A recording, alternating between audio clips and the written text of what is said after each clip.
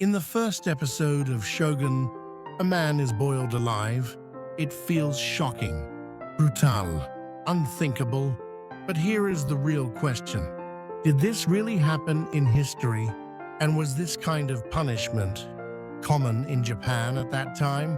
Or did the drama exaggerate reality? Here is something important. In real history, William Adams and his crew were not boiled alive. They were rescued. They were detained. Their weapons were taken, but they were not executed. Death by boiling existed in many parts of the world, not only in Japan.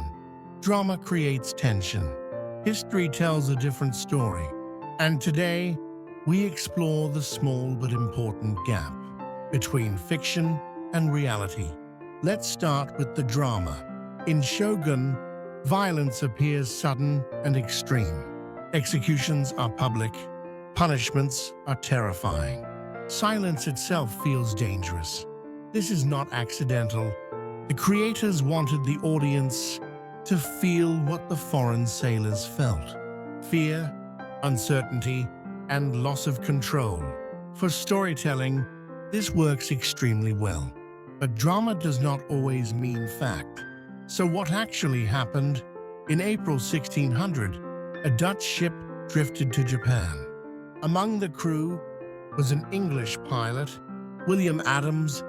They landed in Bungo province, in today's Oita area. The crew was exhausted. Many were sick. Some could not even walk. Local Japanese officials did not execute them. They sent small boats, helped them ashore. Yes, they were detained. Yes, their cannons and weapons were confiscated, but they were kept alive. At that time, foreign weapons meant danger. Detention was expected. Execution was not automatic. Before judging Japan as brutal, there is something you should know. This context matters. At that time, in real history, Catholic countries such as Portugal and Spain were in major conflict with Protestant nations like England and the Netherlands. They clashed over politics, trade, and religion, and were even at war. Catholic missionaries in Japan repeatedly demanded the execution of William Adams and his crew. Again and again, they insisted that the crew be put to death. When execution was refused, they pushed for expulsion.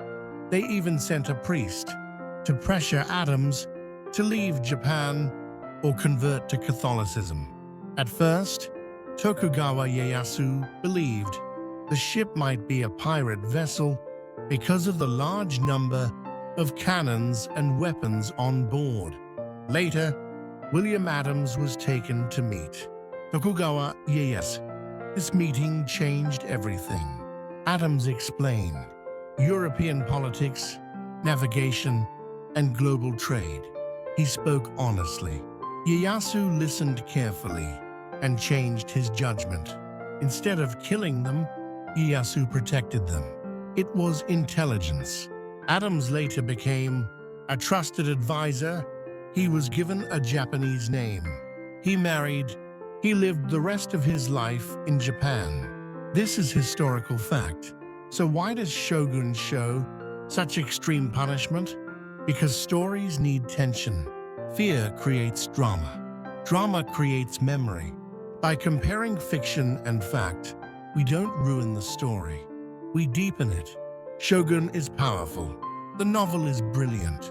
But history is often more complex and sometimes more surprising.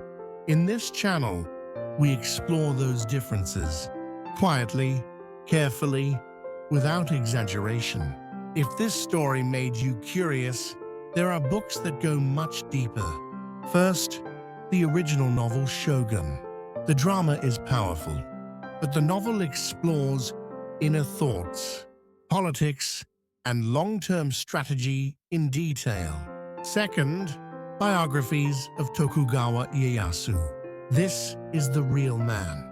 Behind Toranaga, his patience, his timing, and his survival are even more impressive in history.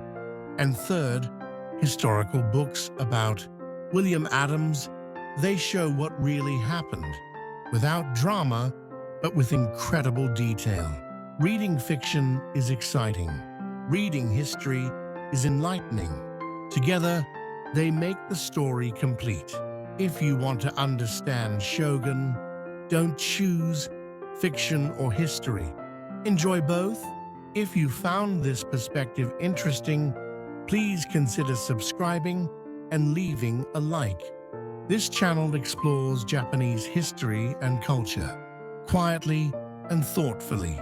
I'd love to hear your thoughts. How do you feel about the way Shogun blends fiction and real history?